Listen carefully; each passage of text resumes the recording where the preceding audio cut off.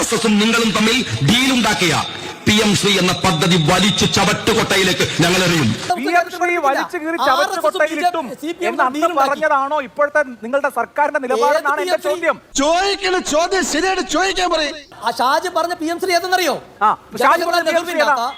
മഹാത്മാ ഗാന്ധിജി ഇല്ലാത്ത ആ PM ശ്രീയെ കുറിച്ചാണ്. ശരി, PM ശ്രീയാണ് മറുക് ഒട്ടിച്ച നസീറും മറുകില്ലാത്ത നസീറും പോലെ. അത് വേറെ PM ശ്രീ, ഇത് വേറെ PM ശ്രീ, അങ്ങനെയാണോ? നിങ്ങൾ PM ശ്രീ എന്ന് പറഞ്ഞ കേന്ദ്ര പദ്ധതി അല്ലെങ്കിൽ ഒരുപാട് കേന്ദ്ര സർക്കാർ പദ്ധതികൾ കേരളത്തിൽ നടപ്പിലാക്കുന്നുണ്ട്. അത് നിർബന്ധമായ സാഹചര്യമാണ്. അല്ല, ഈ നിർബന്ധമായത് എപ്പോഴാണോ? നേരത്തെ നിർബന്ധമില്ലായിരുന്നോ? ഞങ്ങൾ ഇടുമ്പോ മാത്രം പറഞ്ഞുകൂടാന്ന് പറയല്ലേ? അഭിലാഷ് ഇന്ന് കുറെ കോമഡി സിനിമ കണ്ടിട്ട് വലിയ ആവേശത്തിൽ വന്നിരിക്കുകയാണ്. കോമഡി സിനിമകളൊക്കെ നിങ്ങൾ ഭരിക്കുമ്പോ ഔട്ട്ഡേറ്റഡ് ആയി സാർ. ആൾക്കാർ മൂവി ചാനലിലൊക്കെ റേറ്റിംഗ് കുറയാണ്. ഇതിനേക്കാൾ വലിയ കോമഡി വേറെ എവിടെ കിട്ടും? പറഞ്ഞതെല്ലാം വിഴുങ്ങി PM ശ്രീയുടെ നടത്തിപ്പുകാരായി UDF സർക്കാർ മാറുമ്പോൾ അല്പവും നാണം അവശേഷിക്കുന്നില്ലേ എന്ന് നാട്ടുകാർ ചോദിക്കും. ശ്രീ VR അനൂപ്, ചോദ്യമൊന്നുമില്ല, ന്യായീകരിച്ചോളൂ. ഇപ്പോൾ എടുത്തത് ഒരു ഭരണപരമായ ഒരു അഡ്മിനിസ്ട്രേറ്റീവ് സ്റ്റെപ്പാണ്. അത് എടുക്കേണ്ട അനിവാര്യത തീർച്ചയായും ഭരണ നേതൃത്വം വ്യക്തമാകുന്ന തരത്തിൽ നിങ്ങൾക്ക് മുന്നിൽ വിശദീകരിക്കും. UDF അധികാരത്തിൽ വന്നാൽ എന്ത് ചെയ്യും എന്നാണ് മുസ്ലിം ലീഗ് പറഞ്ഞിരുന്നത് എന്നൊന്ന് കേൾക്കാം. CPM-കാരാ RSSും നിങ്ങളും തമ്മിൽ ഡീലുണ്ടാക്കിയ PM ശ്രീ എന്ന പദ്ധതി വലിച്ചു ചവറ്റുകൊട്ടയിലേക്ക് ഞങ്ങൾ എറിയും. അങ്ങനെ ഒരു RSSന്റെ പാഠപുസ്തകമൊന്നും മലയാളി പഠിക്കണ്ട. ശ്രീ കെ ഷാക്കർ, താങ്കളുടെ ഊഴമാണ്, താങ്കളുടെ ന്യായീകരണം കേൾക്കട്ടെ. ഷാജി പറഞ്ഞ വാചകത്തിൽ നിന്ന് പിറകോട്ട് പോകേണ്ട ഒരു സാഹചര്യം ഉണ്ടായിട്ടില്ല.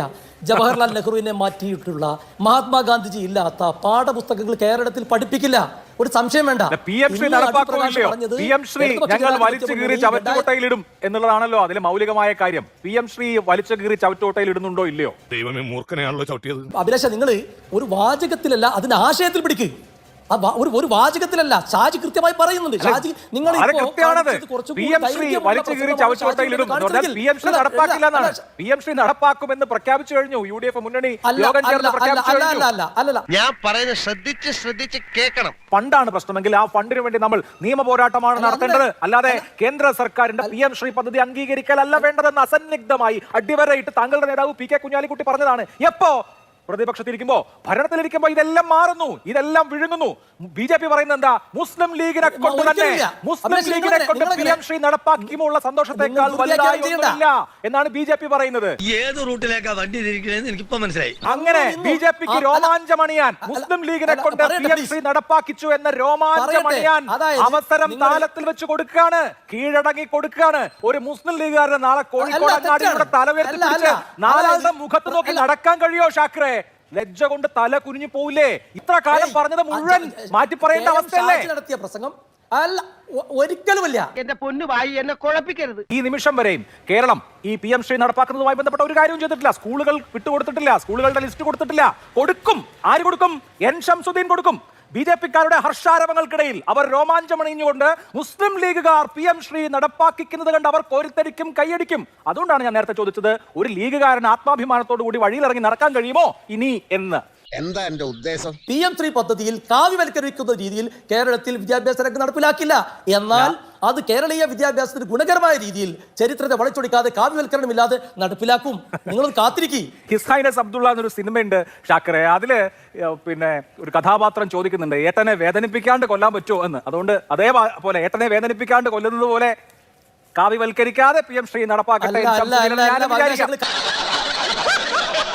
എങ്ങനെയാണ് RSS ഇന്ത്യൻ വിദ്യാഭ്യാസ രംഗത്തിൽ ഇടപെടുന്നത് എന്നാണ് രാഹുൽ ഗാന്ധി ഇന്നലെ പറഞ്ഞാൽ UDF തീരുമാനമെടുത്തതിന്റെ തൊട്ട് തലേന്ന് പാർലമെന്റിൽ പ്രസംഗിച്ചത്. എനിക്ക് രാഹുൽ ഗാന്ധിയെ കാണുമ്പോൾ രാംജു റാവു സ്പീക്കിംഗിൽ മുകേഷിന്റെ അമ്മയായിട്ട് വരുന്ന സുകുമാരി കാറിലിരിക്കുന്ന ആ രംഗമാണ് ഓർമ്മ വരുന്നത്.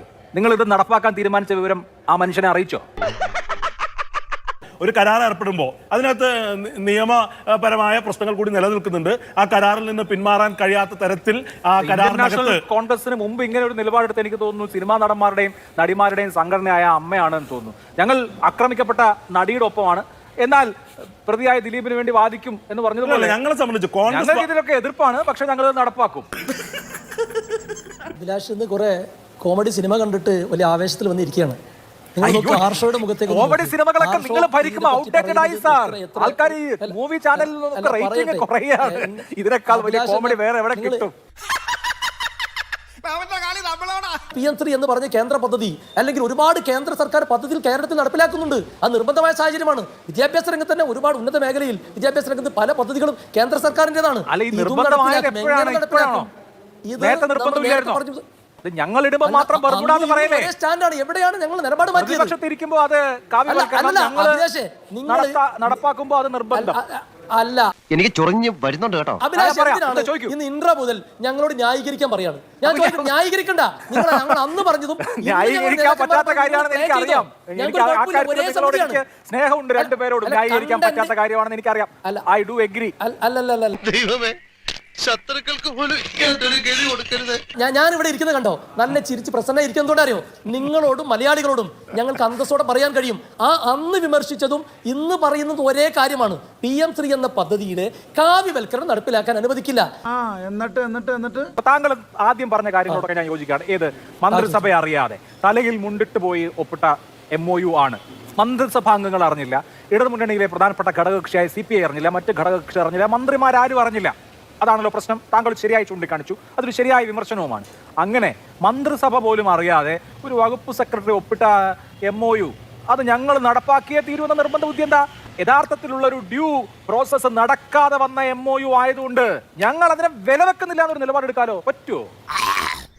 നന്നായിട്ട് അറിയായിരുന്നു ഈ ചൂടിയുടെ തൊണ്ടേക്കറി കുരുങ്ങി. അത് വിട്. പാഠപുസ്തകങ്ങളിൽ ഇടപെടും, കാവ്യവൽക്കരിക്കും എന്നൊക്കെയുള്ളത് ഒരു ഫോൾസ് നറേറ്റീവ് ആയിരുന്നു. ഞങ്ങൾ അങ്ങനെ ഒരു ഫോൾസ് നറേറ്റീവ് കേരളത്തിൽ ഒരു സാമുദായിക ധ്രുവീകരണം ഉണ്ടാവാൻ ഞങ്ങൾക്ക് വോട്ട് കിട്ടാൻ വേണ്ടി പറഞ്ഞതാണെന്ന് ഓണസ്റ്റായി സമ്മതിച്ചാൽ മതി എന്നാ പിന്നെ പ്രശ്നം തീർന്നു. അങ്ങനെയാണോ? ഉത്തരം മുട്ടിച്ചോളഞ്ഞല്ലോ. ഇന്നും അതേ സ്റ്റാൻഡാണ്. ആത്മാഭിമാനം പറയപ്പെടുത്തിക്കൊണ്ട് മതേതരത്വം കളങ്കപ്പെടുത്തിക്കൊണ്ട് ഒരു PM3 കേരളത്തിൽ നടപ്പിലാവില്ലെന്നേ, ഒരിക്കലും നടപ്പിലാവില്ല. അപ്പൊ ഓക്കെ, പോട്ടെ. PM3 നടപ്പാവുമോ ഇല്ലയോ? ഞാൻ ചോദിച്ചതിന് മറുപടി കിട്ടിയില്ല. അല്ല, അതിന്ന് പിന്നെ അടുത്ത ദിവസം മുഖ്യമന്ത്രി കഴിഞ്ഞ ദിവസം പറഞ്ഞു, അടുത്ത ബുധനാഴ്ച ഇതിന്റെ മന്ത്രിസഭ ഉപസമിതി ചേരാനിരിക്കുകയാണ്. അവർ കാര്യങ്ങൾ കൂടുതൽ വ്യക്തമാക്കും. UDF പറഞ്ഞില്ലേ? UDF അല്ലേ വാർത്താ സമ്മേളനം നടത്തി? ചേർന്നിട്ടല്ലേ അടൂർ പ്രകാശ് പറഞ്ഞത്? അല്ല, UDFന്റെ സ്റ്റാൻഡ് UDFന്റെ കൺവീനർ പറഞ്ഞ അത് തന്നെയാണെങ്കിൽ സംശയം എന്നോട് ചോദിച്ചിട്ട് കാര്യമില്ലല്ലോ. പറഞ്ഞല്ലോ നമ്മൾ എന്തിനായിരുന്നു അടുത്ത ആഴ്ച മന്ത്രിസഭ ചേരും എന്നൊക്കെ പറഞ്ഞിട്ട് കാര്യം. അഭിലാഷ് ഇത് വലിയ സന്തോഷത്തിൽ വന്നിരുന്ന് സിനിമയുടെ കോമഡി കഥകൾ പറഞ്ഞ് ഞങ്ങളോട് ന്യായീകരിക്കാൻ പറയാണ്. നിങ്ങൾ പറഞ്ഞത് മാറുന്നില്ല. ഇരിക്കും നോക്ക്, സാധാരണ ഇങ്ങനെയല്ലോ. ഞാൻ ഇരിക്കുന്നത് നോക്ക്. എന്തുകൊണ്ടാണ് നമുക്ക് അഭിമാനത്തോടു കൂടി ജനങ്ങളോട് പറയാൻ കഴിയും, അന്നും ഇന്നും ഒരേ സ്റ്റാൻഡാണ്, മാറ്റില്ല. ഞാനതുകൊണ്ട് അങ്ങനെ ചിരിച്ചിരിക്കണം. നമുക്ക് ആളുകളെ ശരി, അന്നും ഇന്നും ഒരേ സ്റ്റാൻഡാണ്. KM ഷാജിയുടെ നേരത്തെ കേൾപ്പിച്ചു, ഒന്നുകൂടി കേൾക്കാം. ഇനി ഇപ്പം അവസാനമായി ചർച്ചയ്ക്ക് വരുന്ന ആർക്കെങ്കിലും അത് അറിയാതെ ഉണ്ടെങ്കിൽ KM ഷാജി അന്ന് പറഞ്ഞൊന്നും കേൾക്കാം. CPM-കാരാ RSSും നിങ്ങളും തമ്മിൽ ഡീലുണ്ടാക്കിയ PM3 എന്ന പദ്ധതി വലിച്ചു ചവട്ടുകൊട്ടയിലേക്ക് ഞങ്ങൾ എറിയും. അങ്ങനെ ഒരു RSSന്റെ പാഠപുസ്തകമൊന്നും മലയാളി പഠിക്കണ്ട.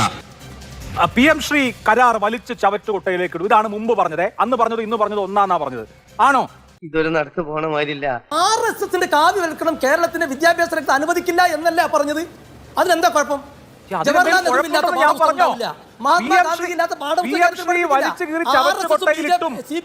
പറഞ്ഞതാണോ ഇപ്പോഴത്തെ നിങ്ങളുടെ സർക്കാരിന്റെ നിലപാടെന്നാണ് എന്റെ ചോദ്യം. എന്നെ കൂടുതൽ കരയിപ്പിക്കരുത്. ഷാജി പറഞ്ഞ PM3 ഏതെന്നറിയോ? മഹാത്മാഗാന്ധിജി ഇല്ലാത്ത PM3യെ കുറിച്ചാണ്. ശരി, PM3 ആണ്. മറുക് ഒട്ടിച്ച നസീറും മറുകില്ലാത്ത നസീറും പോലെ അത് വേറെ PM3, ഇത് വേറെ PM3, അങ്ങനെയാണോ? അല്ല, അതായത് RSSന്റെ കാവ്യവൽക്കരണം ഇല്ലാത്ത ജവഹർലാൽ നെഹ്റു മഹാത്മാഗാന്ധിയെ പഠിപ്പിക്കുന്ന പാഠപുസ്തകം കേരളത്തിൽ PM3 വഴി നടപ്പിലാക്കും. അങ്ങനെയാണെങ്കിൽ അല്ലാതെ കാവ്യവൽക്കരണം അതേ പറഞ്ഞു തോന്നുന്നു. അഭിലാഷിന് മനസ്സിലായിട്ടില്ലേ? ജവഹർലാൽ നെഹ്റുവില്ലാത്ത എനിക്കും മനസ്സിലായി, താങ്കൾക്ക് മനസ്സിലായി, മനസ്സിലായി. അതിന് മനസ്സിലാകാത്തതിന്റെ ഒന്നും എല്ലാവർക്കും മനസ്സിലായി. ഷാജി പറഞ്ഞ PM3 ഏതാണ്? RSSും CPM തമ്മിൽ തലയിൽ മുണ്ടിട്ട് 10-ാം തീയതി അമിത്ഷായെ കണ്ട് ഡീലുണ്ടല്ലോ. ഇങ്ങനെ നാറാനൊരു ചങ്കൂറ്റം വേണം കേട്ടാ. അന്നും ഇന്നും ഒരേ വാദമാണ് അഭിലാഷേ. ഇതിന് നമ്മൾ UDF കൺവീനർ പ്രസ്താവന വന്നിട്ടുള്ളൂ. ഈ PM3 എങ്ങനെ നടപ്പിലാക്കുമെന്ന് ഗവൺമെന്റ് തീരുമാനിച്ചിട്ടില്ല. ആ തീരുമാനം ഇരിക്കുന്നേ ഉള്ളൂ. അല്ലേ? ഓക്കെ എങ്ങനെ നടപ്പാക്കുന്നു എന്ന് തീരുമാനിക്കാനേ ഉള്ളൂ എന്നാണ്. Okay, whatever.